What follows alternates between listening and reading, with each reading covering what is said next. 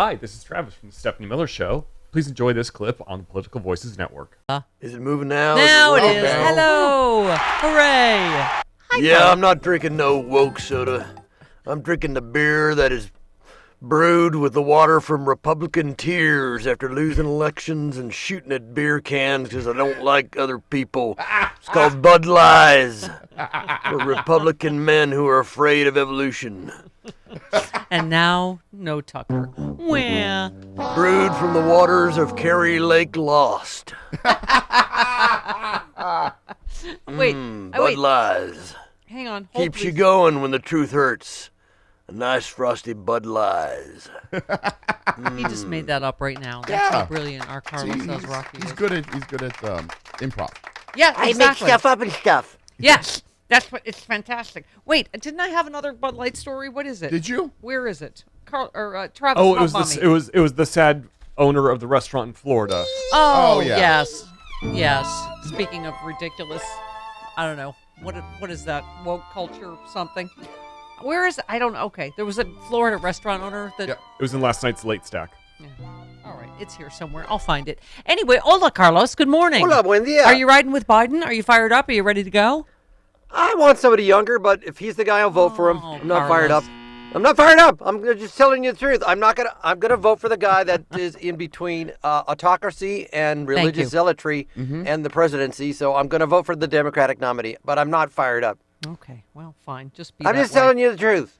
It's listen, Jim Clyburn, as he says, we have an opportunity to continue the course correction. Here we go. I think that we have a tremendous opportunity now to continue what I call a course correction. I do believe that Joe Biden feels very strongly that our country got off track in our pursuit of a more perfect union, and that he is dedicated to the proposition that we are back on track and we should continue moving forward. Yes. Or fascism. Just saying. You're right, Carlos. It's like, are you fired up that a bunch of old people are getting on the plane before you? Not really. Sorry. You know, where was this? Oh, I believe this is Wall Street Journal. Even places that are not, Democratic or liberal or whatever. It is stunning to me that provably by the numbers, Biden has done a spectacular job. He's done very, very well. And reading from this just briefly, they write, start with the fact the economy during Biden's 27 months in the White House witnessed the greatest and fastest recovery of gross domestic product in modern times, an experience unmatched by any administration in at least half a century, according to data compiled by Bloomberg, also not a liberal outfit. That the U.S. has outperformed every major developed economy in recovering from a pandemic that claimed more than 1 million American lives should dispel any notion the 46 presidents inherited a situation that was anything remotely like his 12 post-World War II predecessors.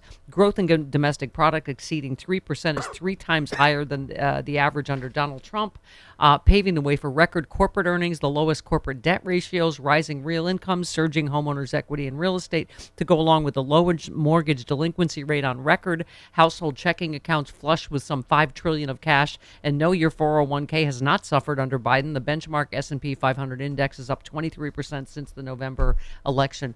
I mean, I'm just curious. I know I have the same beef every day. Is just the mainstream media. I feel like all they want to cover is Biden bad, Biden old, bad, Democrats scared, and I feel like it sinks in because it is so antithetical to what the facts actually are. Yeah, the facts are going to be a little less spectacular, a little bit more boring. But that's been true of every Democratic president that's followed a Republican president. They've performed well, taken care of all the mess that has been left behind. And so in that sense, he doesn't stand out compared to a Bill Clinton. He doesn't stand out compared to what Obama did. He's pretty much been on par with what most Democratic presidential candidates or presidents have done following a Republican. Right. I mean, I think the fact that I was reading from like a conservative economic outlet, just said, for all that, the labor market is the real star. No president since Lyndon Johnson can match Biden's record here. He has created the equivalent of 6 times more jobs than the last 3 Republican presidents combined. Yep. Yeah. Of course. Some 824,000 jobs were created alone in the high-paying manufacturing sector amid the biggest commitment to rebuilding roads, airports, bridges, and ports since the Eisenhower administration's new national highways. We have a jobless rate that is at the lowest peacetime economy since World War II. Consider that unemployment is at all-time lows in 24 states, less than 3% in 21. The unemployment rate for blacks has never been lower, nor has the gap with the overall jobless rate ever been narrower. I mean, Carlos, it's not even close. It'd be different if you go like Biden's done, okay. He's done way better than okay, right? Yeah. And why? He's done well, I'm just going off you're being honest. Where you're like, no, I'm not fired up. But I guess my question to you is, why do you think? Because you're not alone, obviously. Because Biden has created a playbook by which other younger Democrats can use to do the same thing. Yes. Right. And I think you need somebody with energy. I think you need some because the playing field on the other side has changed. In the old politics, it would be fine. But you have new, mean social media networks attacking. And I would love somebody Governor Pete's age with Governor Pete's ability to go on Fox and just disembowel the hosts. So that's what I'm saying. I hear you, but what I'm saying is you combine this record with the fact. But I would like somebody younger with more fire. Michelle Obama. Right. Well, she's not running. To do his playbook. She's not ever going to run. But my point it's not that like another Democrat can't can't do what he's done given the same playbook. I get it, but my point is combine this record of his, statistically, with the fact that he's gotten more votes than anybody in history. And That's because of what he was up against. I guess. Let me just finish this. Biden will be hard-pressed to build upon the unprecedented improvement in the federal budget deficit as a percentage of GDP, shrinking it to 5.52% from 15.6% during the first 2 years in office. In addition to jobs, Biden also stands alone when it comes to the manufacturing revival, much of it in the Republican-controlled states where senators and representatives voted against legislation enabling companies to spend billions of dollars on new projects as they benefit from government subsidies. The reason why the U.S. has experienced a manufacturing boom is because of the Infrastructure, Chips, and Inflation Reduction Acts voted into law during his first 2 years of office. Yeah. So and his infrastructure deal with. he said that it was a punchline under Trump, and under him, it's actually happened, and there is provable results. That's just what I'm frustrated about. No, I mean, listen, I voted for Elizabeth Warren. I get it about not being like, oh, I'm so excited about Joe Biden, but we're not going to go do a flotilla on a lake and have Biden flags because we're different than that. But yes, his acumen, he's delivered. He's beyond delivered, and I am very excited about that. And I don't want to discourage people for not to vote for Biden. Of course, you want to vote for the Democratic nominee. I just would. I think it's time for some new blood that does the same things that he does. But if he's the nominee, you better believe I'm excited. Absolutely. If he is the nominee, I am way beyond excited. I am going to the mat for Biden if he is the Democratic nominee. Without question. And so should everybody who is sane. Because what we're up against cannot be taken lightly. Do you have any thoughts on the fact that it seems like Jimmy Dore and Glenn Greenwald were maybe the saddest that Tucker Carlson got fired? Yeah, I do have thoughts on those guys because here's their grift. They're only going to attack Democrats. They're only going to talk about the war. They're going to talk about the vaccines because if they talk about voter suppression, if they talk about Biden's record that you just mentioned, if they talk about the Supreme Court corruption, if they talk about gun control, if they talk about the war on women and LGBT, it will dispel the myth that both parties are the same because we know they're not. It will ruin their grift. So my thoughts are, I hope they go down like De Niro with Tucker at the end of the remake of Cape Fear because they're grifters. Mm-hmm. So those are my thoughts on those two grifters. Bobby Kennedy Jr. said that Tucker was fired because of the Big Pharma.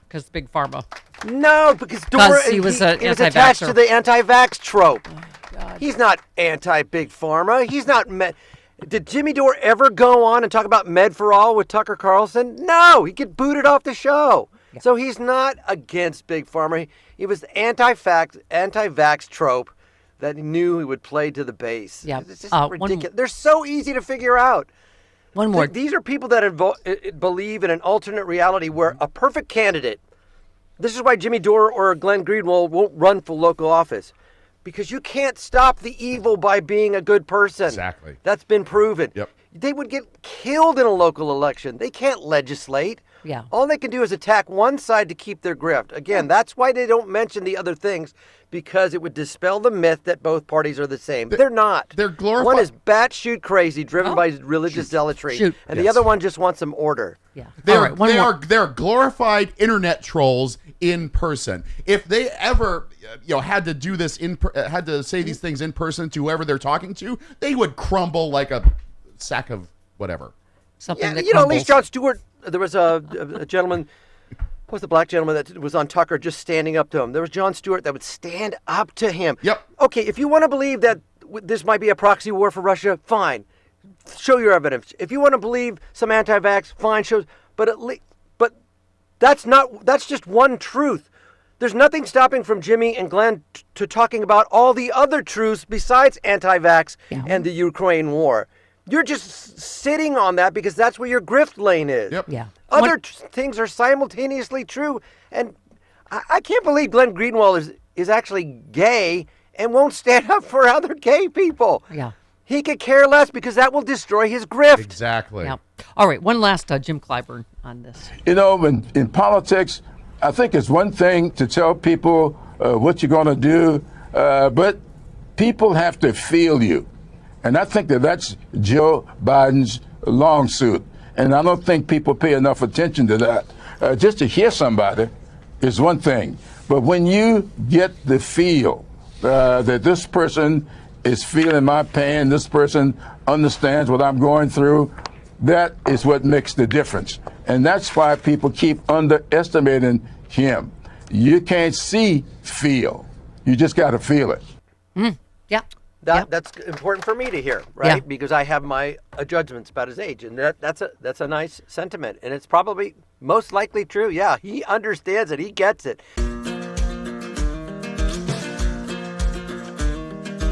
Republicans say they won't cut Social Security, Medicare, or Medicaid. But can honest, hard-working middle-class Americans really believe what these politicians say? Republicans said they wouldn't overturn Roe v. Wade. Here's what Supreme Court Justices Gorsuch, Kavanaugh, and Coney Barrett said during their Senate confirmation hearings. Roe v. Wade. It is a precedent of the United States Supreme Court. A good judge will consider it as precedent of the United States Supreme Court. Roe v. Wade. It's settled as a precedent of the Supreme Court. Roe is not a super precedent, but that doesn't mean that Roe should be overruled. Well, we saw how that turned out. They played us for fools. Tell your elected officials to keep their hands off of our Social Security and health care benefits.